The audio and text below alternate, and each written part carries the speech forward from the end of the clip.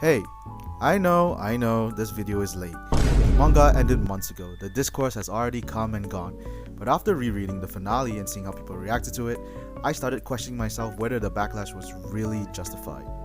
I'll be real, when the ending first dropped, I wasn't a fan, but after sitting with it, analyzing its themes, and revisiting it with fresh eyes, I've come to a new conclusion that Oshinoko's ending was not as bad as people made it out to be, and in some ways it was actually brilliant. So, let's break it down. And of course, if you haven't gotten the hint already, we are heading into heavy manga spoilers. So if you're an anime watcher only or you haven't finished the manga yet, I highly suggest you save this video for later and come back to it when you finish the story. Alright, ladies and gentlemen, grab your water cups, get some food, get comfortable, and let's talk about it. But before we can get to anything, we need to talk about the ending first. So here's a quick recap on how Oshinoko wrapped its story up. Aqua's sacrifice.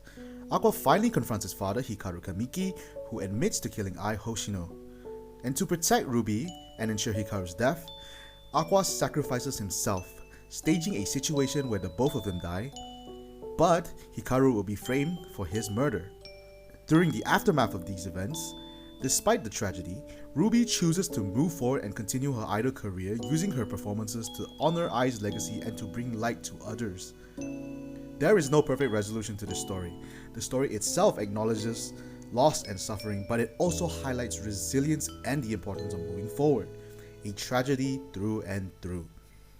Which begs the question, why did people hate it so much? From what I've seen, most of the criticism boils down to three main points: pacing issues, unresolved character arcs, and contradictory themes. Let's talk about pacing issues first. Pacing issues is pretty self-explanatory. The ending felt rushed, some felt the manga needed at least a few more chapters to properly flesh things out. Now let's talk about unresolved character arcs. Now, unresolved character arcs does apply to Aqua, but we will talk about that more in contradictory themes. The main focus on this section, for me at least, is Akane and Kana. Their stories feel incomplete and it makes some wonder what all the development was even for. What was the point of their love triangle? What happened with their rivalry? And finally, contradictory themes. Some argue that the ending nullified character arcs or contradicted the story's themes. Was all of Aqua's development for nothing? These are valid concerns, and I understand where the people are coming from. But let's take a step back. Take a deep breath. Inhale. Exhale. And let's think about this. What actually makes a good ending?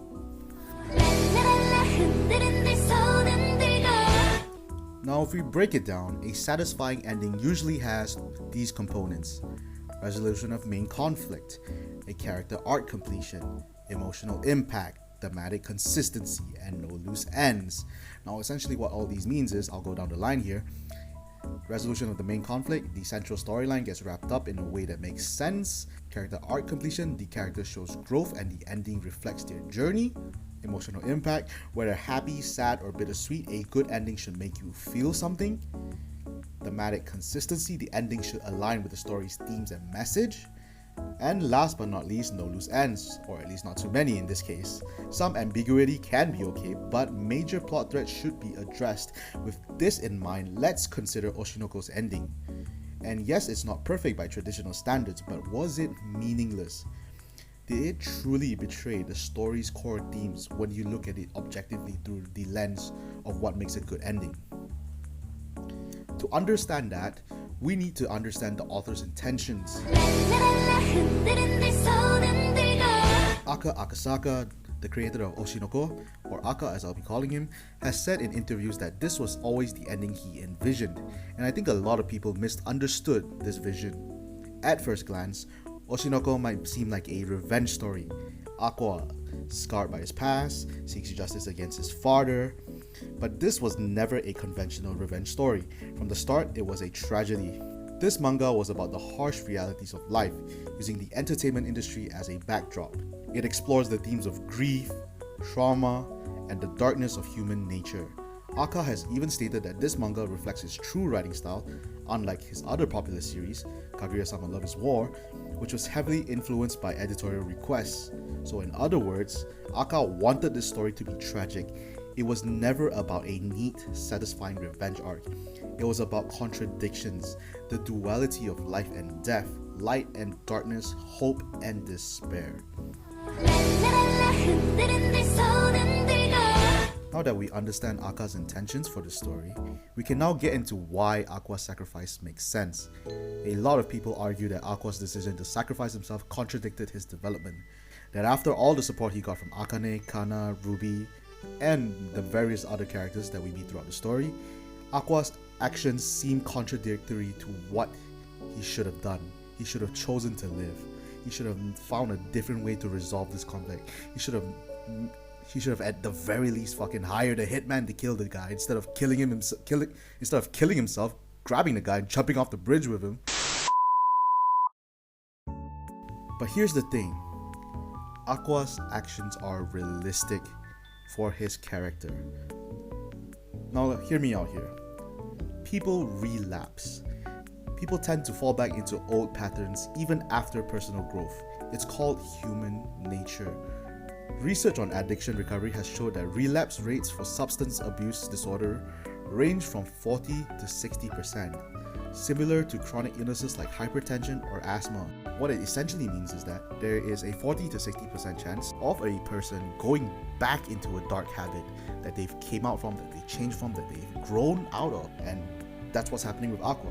Even when people receive treatment, many still struggle with returning to harmful behaviors, not because they haven't changed, but because breaking deeply ingrained habits is incredibly difficult. While we can take this logic and apply it onto Aqua. Though Aqua isn't a substance abuser, he was consumed by a different type of substance. In this case, it's revenge. He was obsessed with the need for revenge for years. That was his sole driving force. And while it seemed like he had grown past it eventually, old habits die hard. He didn't want to throw his life away meaninglessly, but he saw Hikaru as a lingering threat to Ruby. He couldn't just kill Hikaru and go to jail. That would only cause more suffering. His solution? A final act of self-sacrifice ensuring Hikaru dies while Ruby gets to move forward. This is something we see in real life all the time. People in recovery often relapse not because they don't want to change, but because they don't see another way forward. Some people fall back into a destructive pattern when faced with stress, uncertainty, or the fear that change won't be enough. This is also reflected in Aqua's decision. He knew that Hikaru had to go, but he needed to do it in a way that he wouldn't ruin the reputation of the people he cared about. So what he decided to do? Instead of hiring a fucking hitman and kill him like everybody else, he thought the best way to move forward was to sacrifice himself and get rid of the problem. Aqua's decision isn't just a random backtrack, it's a deeply human moment. He truly believed his sacrifice was the best option to protect Ruby. He was both selfless in saving his sister and selfish in deciding his way was the only solution. Now, was this the right decision? Maybe not. Probably not the best solution, but that's what makes it so tragic. Aqua's choice was driven by love, but it also caused pain, and that's the perfect reflection of life, a paradox. One of the biggest criticisms of the ending is how Akane and Kana's character arcs felt pointless after Aqua's death. And honestly, I get it. It is frustrating that we didn't get to see a resolution to their love triangle or their personal growth in more depth, or their rivalry at all. But at the same time, I think that the lack of closure fits the tragic nature of the story. Now think about it. How many times in real life have you had an important person just disappear from your life? Whether it be a friend, a rival, a romantic interest, a loved one. Sometimes their story in your life just stops. No big resolution, no dramatic goodbye, just an unfinished chapter. And that's exactly what's happening with Akane and Kana. Their relationship with Aqua was just beginning to develop, but his death robbed them of that future. It's unfair, it's frustrating, it's realistic. In the final chapter, we see them moving on, briefly, yes, but meaningfully. The manga doesn't spoon feed us closure, but it does show us that even after tragedy, life continues, which is a perfectly good reflection towards real life. Now, before we get to the conclusion, I'd like to add some of my final thoughts. So let's address the complaints one by one. Pacing issues, yes, I agree. There's nothing to talk about here. The final stretch could have used a few more chapters to breathe, no argument there. Character arcs cut short. Well, it is frustrating, but it does reflect real life. Not every story gets a proper ending. Not every love story has a good or bad ending. Sometimes people just drift apart. Sometimes unforeseen circumstances like someone dying or someone faking their death ruins that story.